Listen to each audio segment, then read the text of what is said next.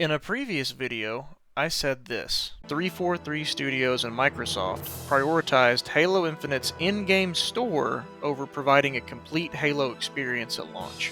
That statement got a little bit of pushback in the comments, so today we're going to jump right into why I think the majority of Halo Infinite's problems were caused by the focus on monetization instead of providing a complete, satisfying Halo game.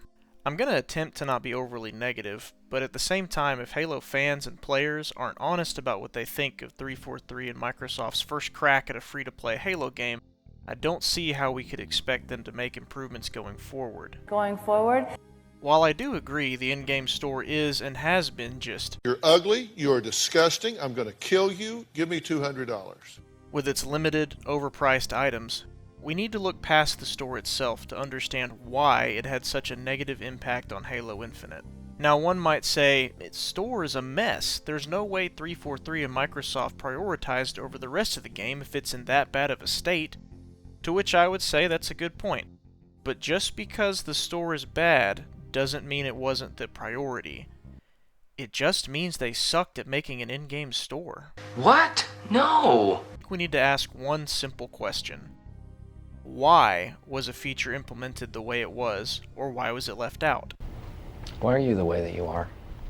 Let's start with customization. For the first time in the series since customization of specific armor pieces was introduced, players are limited to only being able to pair specific pieces of Spartan armor with other pieces of Spartan armor through the armor core system. Yes, one could argue that Spartans were like one armor core and elites were like another armor core, but why were elites and Spartans separate? Well, you've got two different species with two very different body types.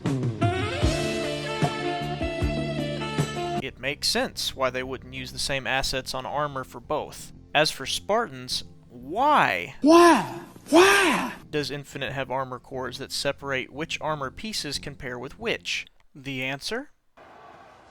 Hey, what the hell?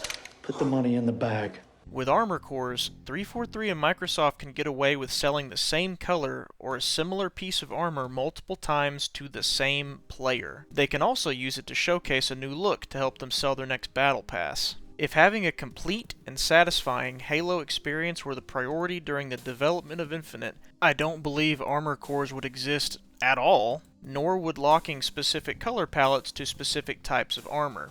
New colors in the store being usable on all armor cores is a step in the right direction, but what about all the old colors that people already unlocked? Those are still locked to their cores. Fine, sure, life service model, give us some microtransactions to maybe buy, I guess, but don't limit how we can pair our armor pieces on our Spartan.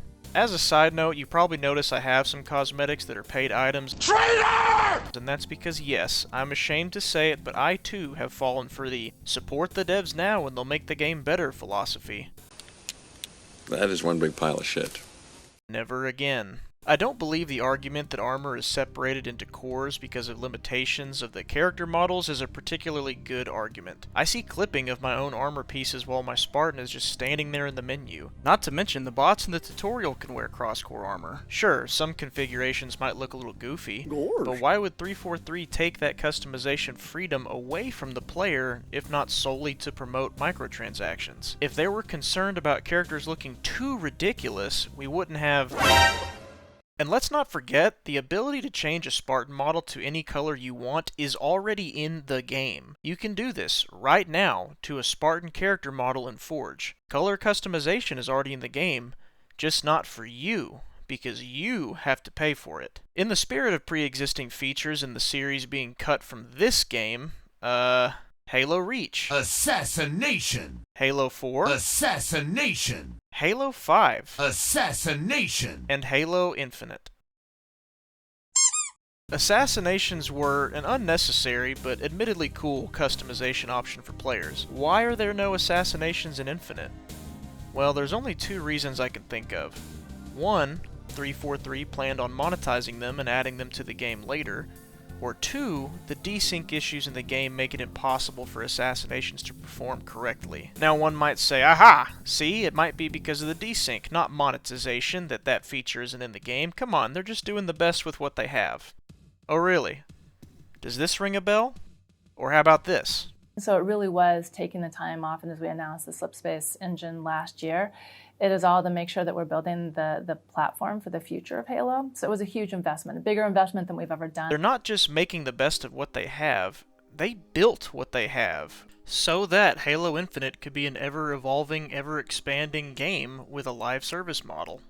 To further illustrate my point that 343 and Microsoft prioritized Halo Infinite's monetization, if you look at the graphic on your screen, you're going to see features of a Halo game that have been in the series before but were not present in Infinite at launch, Halo game features that have been in a Halo game before but were in Infinite at launch, and then the features that are brand new to the Halo series and exclusively in Halo Infinite. I think it's fair to say that if it wasn't in the game at launch, then it couldn't have been at the top of the priority list for Microsoft and 343, so let's remove that category.